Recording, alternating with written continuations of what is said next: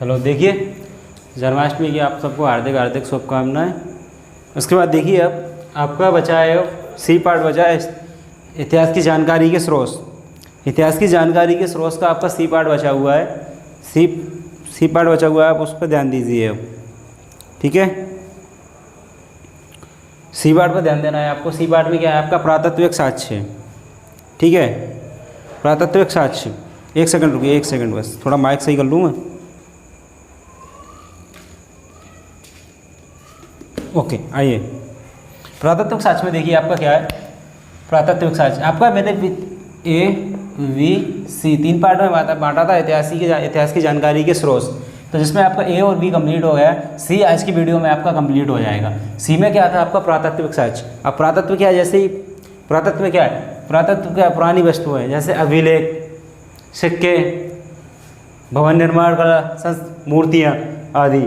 तो देखिए आप सबसे पहले अभिलेख। अभिलेख क्या होता है?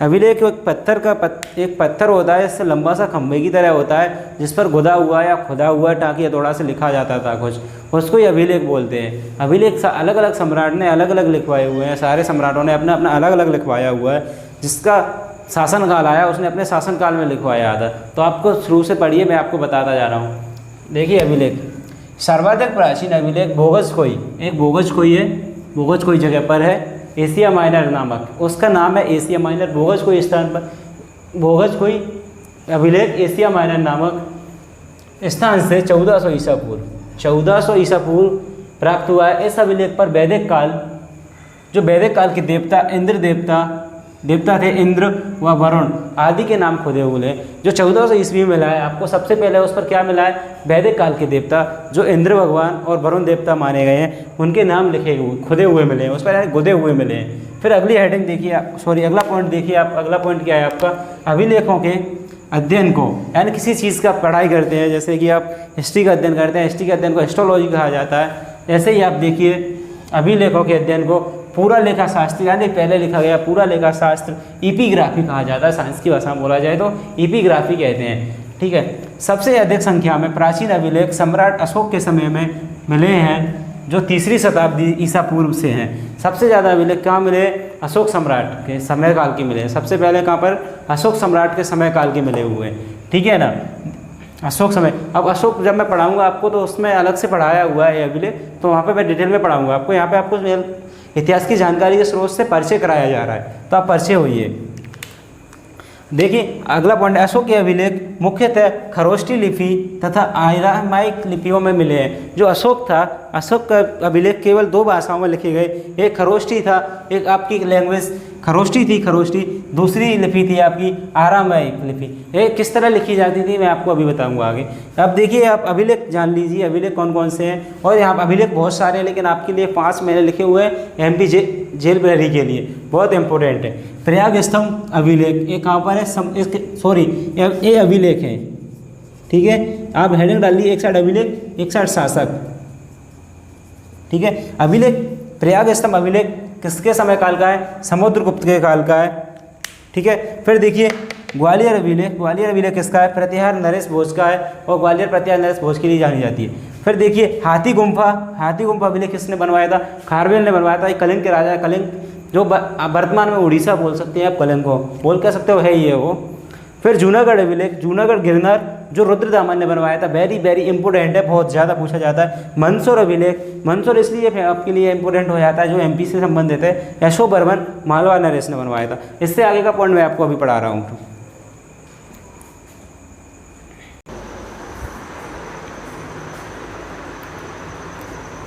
देखिए यहाँ से आपको वो अभिलेख के कुछ पॉइंट रह गए। देखिए अभिलेख का कलिंग राजा खारवेल के हाथी गुम्फा, इसको याद रखिए, हाथी गुम्फा अभिलेख से भारतवर्ष शब्द खुदा मिलता है। यानी भारतवर्ष शब्द कहाँ से मिला? भारतवर्ष लिखा तो कई जगह हुआ, लेकिन अभिलेख किस जगह में लिखा था? कलिंग राजा खारवेल के हाथी गुम्फा अभिलेख में भारतवर्ष शब्द लिखा मिला है। ठीक है, भारतवर्ष तो शब्द कई बार आया हुआ, लेकिन अभिलेख में यहाँ पर मिला है। फिर देखिए सर्वप्रथम 1837 में, कब? 1837 में ईसा में जेम्स प्रिंसेप, जो एक विदेशी जो अभिलेखों पर लिखा होता था, विदेशी भाषा को पढ़ने में एक्सपर्ट था, जेम्स फ्रेंसिप ने ब्राह्मी लिपि में लिखित सम्राट अशोक के अभिलेख को पढ़ने में सफलता प्राप्त की। सर्वप्रथम किसने पढ़ा? प्रिंस जेम्स ने। कब? 1837 में। ठीक है, किसका था? अशोक का। अब देखिए अगला पॉइंट है यहाँ से आपके लिए, गुप्त काल से अभिलेख, गुप्त काल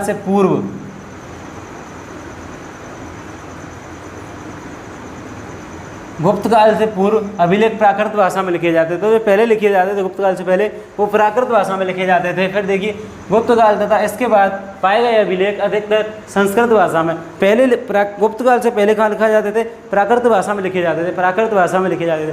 लेकिन इसके बाद जैसे ही बाद का समय आया, तो गुप्त काल तथा इसके बाद का जो समय आया उसमें अभिलेख अधिकतर संस्कृत भाषा में, संस्कृत ने अपनी जगह बना ली थी। ठीक है, उस टाइम पर संस्कृत प्रचलन में आ चुकी। फिर देखिए भीतरी स्तंभ अभिलेख है, जो भीतरी स्तंभ एक अभिलेख है।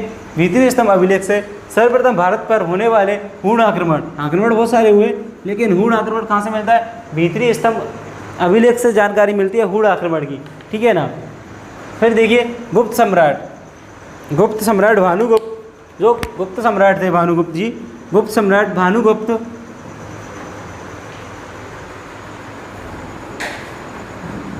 के एरड़ अभिलेख, जो एरड़ अभिलेख से सती प्रथा के तत्कालीन समाज में अस्तित्व में होने की जानकारी मिलती है। कहाँ से? गुप्त सम्राट भानुगुप्त के एरड़ अभिलेख से। ये एरड़ अभिलेख किसके द्वारा बनवाया गया था? गुप्त सम्राट भानुगुप्त के द्वारा। यहाँ से सती प्रथा यानी थी कि नहीं थी, और तत्कालीन समाज कि उस टाइम का समाज कैसा था, उसकी जानकारी मिलती है। ठीक है, अब देखिए सिक्के आता है आपका अगला, पुरातत्व साक्ष्य में सिक्के देखिए, प्राचीन भारतीय सिक्कों को आहत सिक्के कहा जाता था। आहत सिक्के तो आपने अपने बूढ़े या आपके घर में बुजुर्ग होगा, कोई दादा दादी या उनसे पहले का कोई होगा तो आपने सुना होगा, आहत सिक्के कहा जाता। इन पर ठप्पा मारकर बनाने से ही इनका नाम आहत सिक्के पड़ा। अब ठप्पा मार के से देखिए, इन पर केवल चिन्ह खुदे होते थे। ठप्पा मार के से आपने आज का सिक्का देखा हुआ, उस पर स्तंभ जो अशोक स्तंभ है उसका ठप्पा मारा हुआ है, और उस पर कुछ लिखा होता है, जैसे सन लिखी होती है 2005 या 2006, चिन्ह खुदे हुए वही चिन्ह मिलते थे, और आसपास कुछ बालियाँ सी बनी होती हैं। तो आप ध्यान से देखना, उस पर अशोक स्तंभ में ना उसका ठप्पा मारा हुआ है, वही बात कही गई है।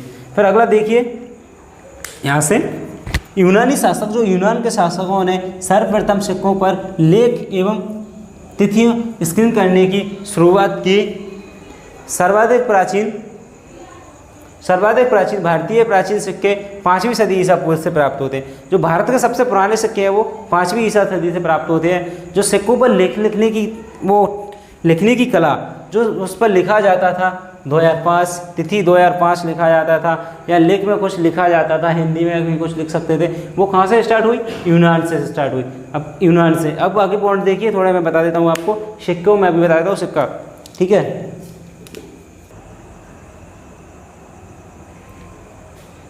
देखिए अगला पॉइंट, समुद्रगुप्त द्वारा सिक्के पर उसकी बीड़ा बजाती मुद्रा अंकित होने से उसके संगीत प्रेमी होने का स्पष्ट प्रमाण मिलता है। बीड़ा आपने देखी होगी, सरस्वती माँ हाथ में लेके बैठी हुई है, आपने इमेजिन कीजिए, तो वही जो संगीत से संबंधित है। और समुद्रगुप्त द्वारा संगीत क्यों, उसने अपना जो सिक्के पर अपना फोटो लगवाया है और हाथ में संगीत पकड़े हुए, इससे पता चलता है कि वो संगीत का कितना बड़ा प्रेमी था कि उसने सिक्के पर अपना फोटो छपवाया तो वो बीड़ा के साथ छपवाया है, इससे उसने संगीत के प्रति अपना प्रेम व्यक्त किया है।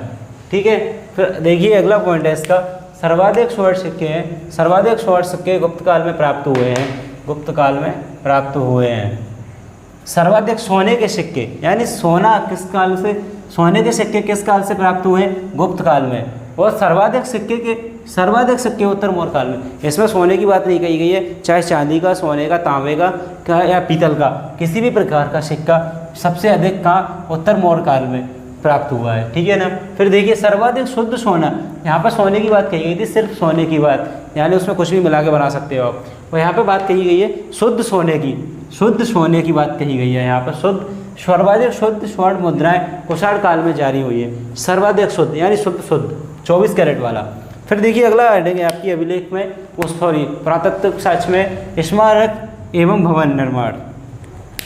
इस काल में पुराने काल में इतिहास में पुराना जो टाइम था उसमें कैसे भवन निर्माण बनाया जाता था और कैसे स्मारक बने। देखिए तो प्राचीन काल के स्मारक एवं भवन भारत के प्राचीन काल में विकसित हो रहे वास्तुकला के विकास व भवन निर्माण शैली से अवगत कराता है। ठीक है, फिर देखिए यहाँ से कौशाम्बी की खुदाई हुई। जब कौशाम्बी एक जगह है उसकी खुदाई से महाराज जो उद्यान थे,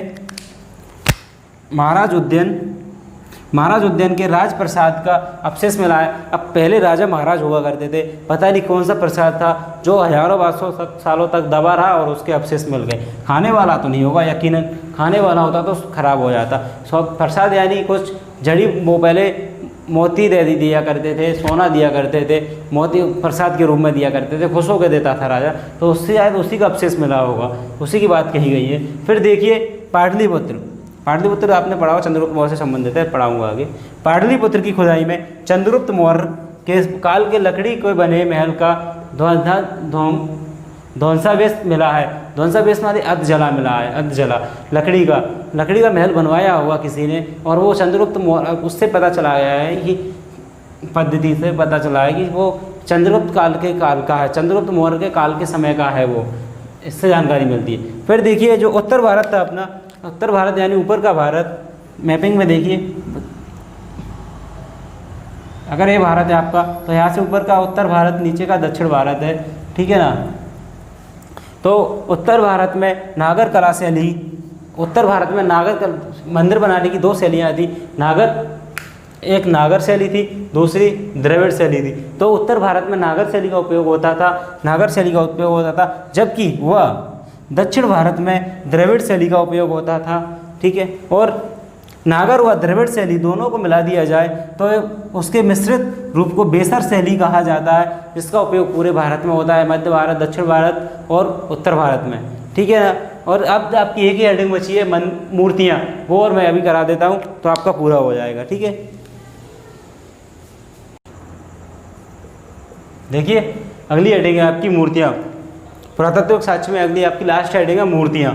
इसको ध्यान से देखिए, इसमें ज़्यादा नहीं, 3 पॉइंट है, 1 2 3।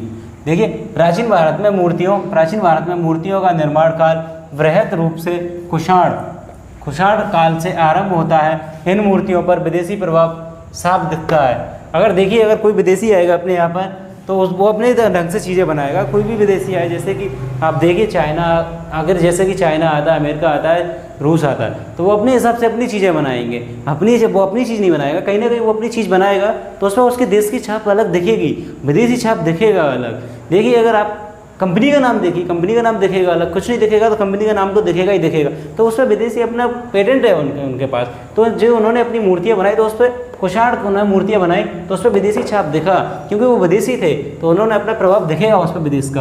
अब देखिए अगली पॉइंट है गुप्तकालीन मूर्तियों पर देशी प्रभाव दिखता है। गुप्त कहाँ था? गुप्त भारत था। भारत का वंश है ये, गुप्त भारत का ही है, भारत का वंश है गुप्त वंश।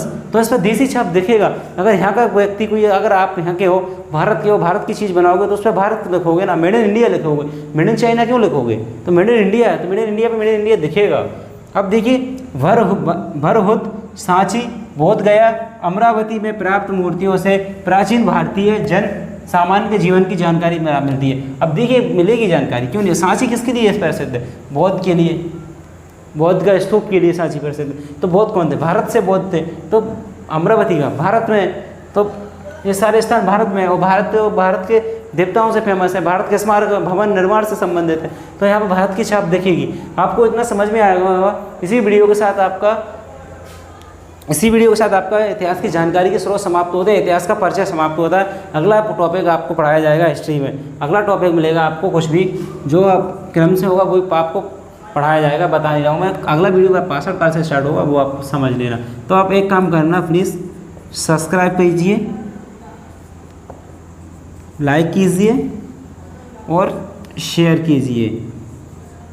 वैसे मैं हर वीडियो में नहीं बोलता हूँ क्योंकि आप अपने आप कर देते हो, तो मैं इसलिए आपको एक बार याद दिलवा रहा हूँ। प्लीज़ ये 3 काम कर दीजिए। इसकी कोई फीस नहीं लग रही है, इस क्लास की भी कोई फीस नहीं लग रही है। एक बार और बोला था, ये लास्ट बार है। सब्सक्राइब कीजिए, लाइक कीजिए, शेयर कीजिए। आप सपोर्ट करोगे तो वो इससे बेहतर देने की कोशिश करूँगा मैं। कंटेंट आपको ऐसा मिलेगा कि जेल पर रहिएगा, कहीं से नहीं मिल सकता। आप पढ़िए प्लीज़। Okay, thank you.